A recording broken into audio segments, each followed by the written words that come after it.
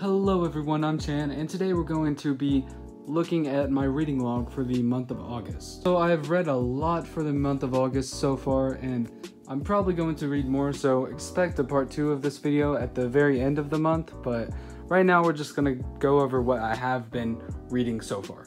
Let's go ahead and get into it. Okay, so for this video I'm going to be giving a small synopsis for each story that I've read, each manga, and I'm going to say whether or not I liked it, and if I'm excited for the future of the manga in the series. So for this I'm going to be going in the order that I actually read these. So first up we have Dr. Stone 1 through 17. So I picked up most of the series on a Right Stuff sale for Christmas last year, and I never got around to actually reading it. I got 1 through 14 at a very good price, and I just now finished reading it and I absolutely love this series. As you can see, I loved it so much that I also picked up 15, 16, and 17, and I'm currently up to date. I guess I'm not currently technically up to date because I'm reading it physically, I'm not reading it on the Shonen Jump app, but maybe in the future I will catch up on the app, but I'm talking up to date based on the English releases. So this series is about a scientist named Senku and his friends, and they are trying to fix the world from this major event that happened. So the major event was that the world was turned to stone, at least the humans were, and everything's prehistoric, and they're trying to rebuild a civilization. To do this, they have to revive people, and they have to pick and choose who they revive, and that's where a lot of the conflict of the story actually happens. I'm not going to get very deep into the actual story because I don't want to spoil it,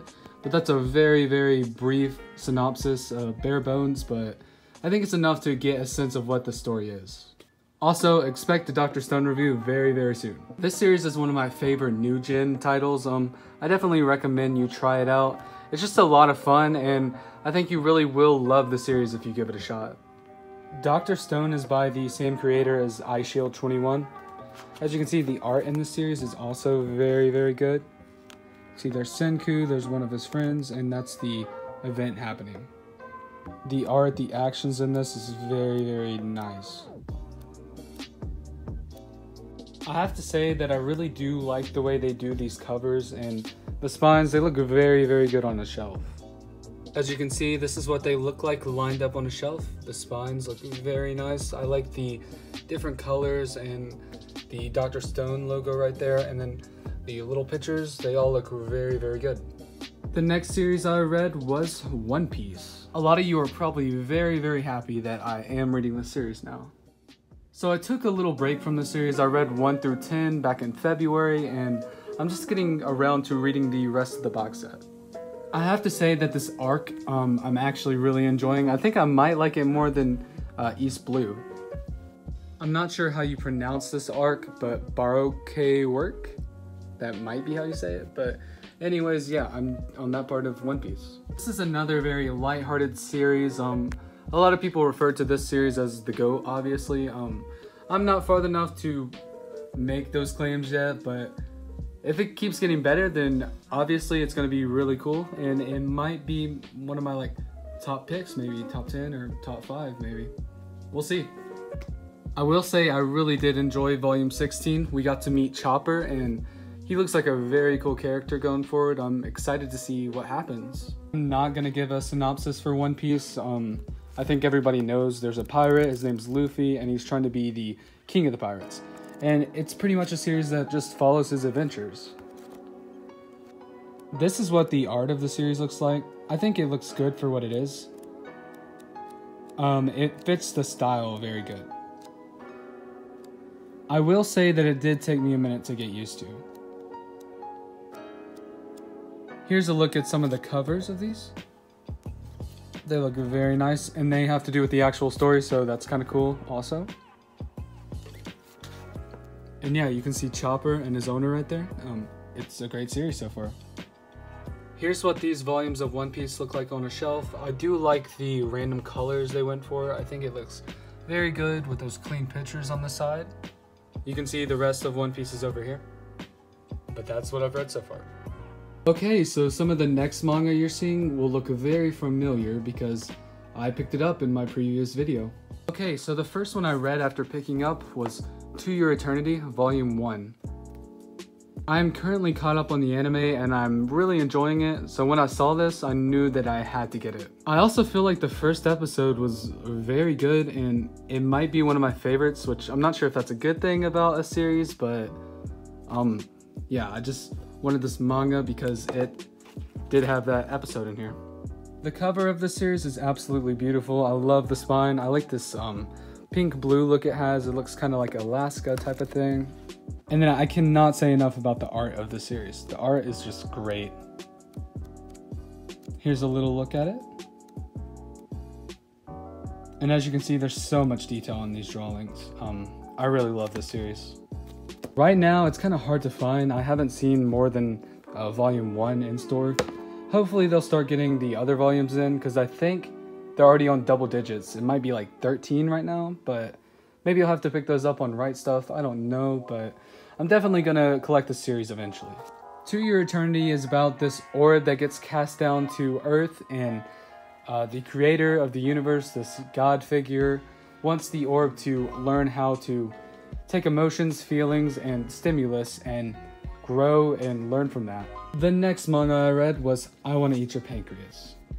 This is one of, if not my favorite anime movie technically, but anime in general, this movie really got to me. At first, I wasn't sure if I was gonna like the manga as much, but I have to say that the manga did live up to the actual anime. I guess a lot of people see that coming because the anime is based on the actual manga, so yeah, not really a shocker.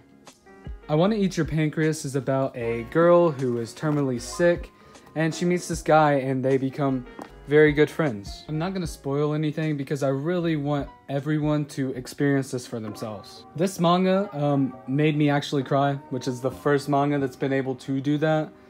So I guess props to that creator right there. But yeah, it takes a lot to make me cry, so I'm shocked that this actually made me cry just like the movie. Such an emotional story. I definitely recommend you pick this up. It's also nice that you can have this series in one book. As you can see, this is what the cover looks like. Looks very good. You got the cherry blossom trees in the background. You got the two main characters.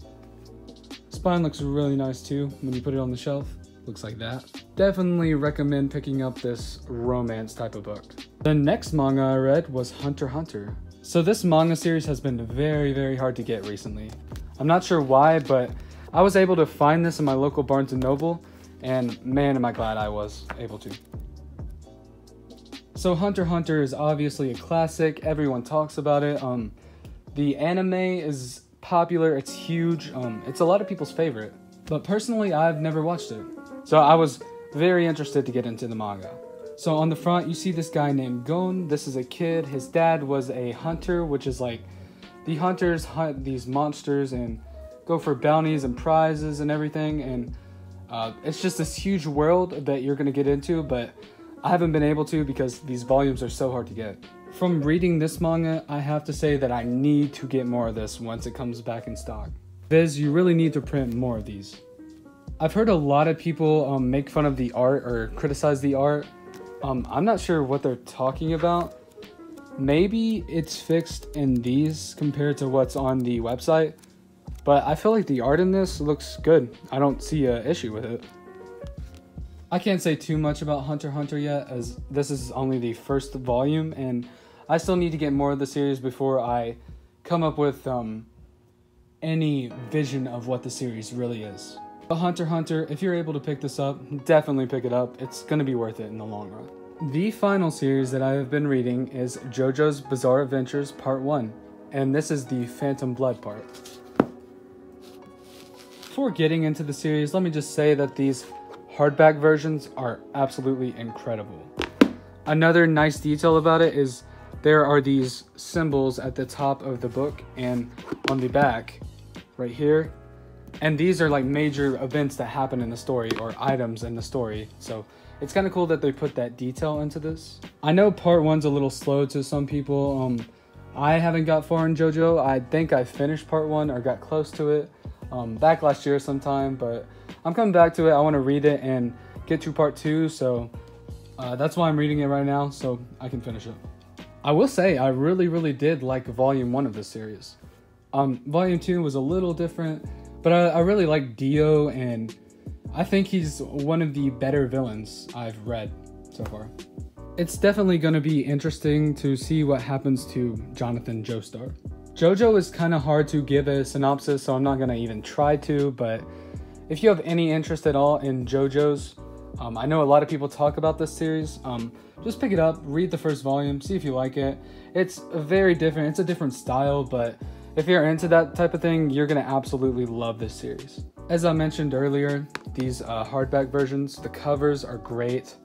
You got the characters, you got some characters on the back, and then even on the inside, you got the United Kingdom, so you got these nice pages.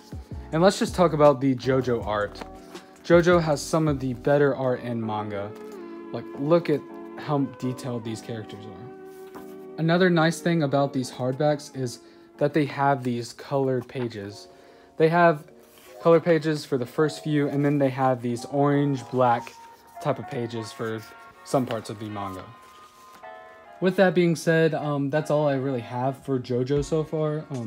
I'm definitely going to keep reading it and let you know when I read more of it. But I highly recommend this series so far, and you should definitely pick it up if you have the money. That's it for the first half of August reading log. If you want to see a part 2, definitely leave a like on the video and subscribe. Let me know if you like this type of content and you want to see more of it. I can't thank you guys enough for all the support you're showing on the channel. It's definitely well appreciated and it doesn't go unnoticed. If you have any videos you do want me to do, just let me know and I'll definitely get to them and push out that content for you. Thank you guys so much for watching this video. Make sure to hit the subscribe button if you haven't already, and I'll see you guys next time. Thanks for watching.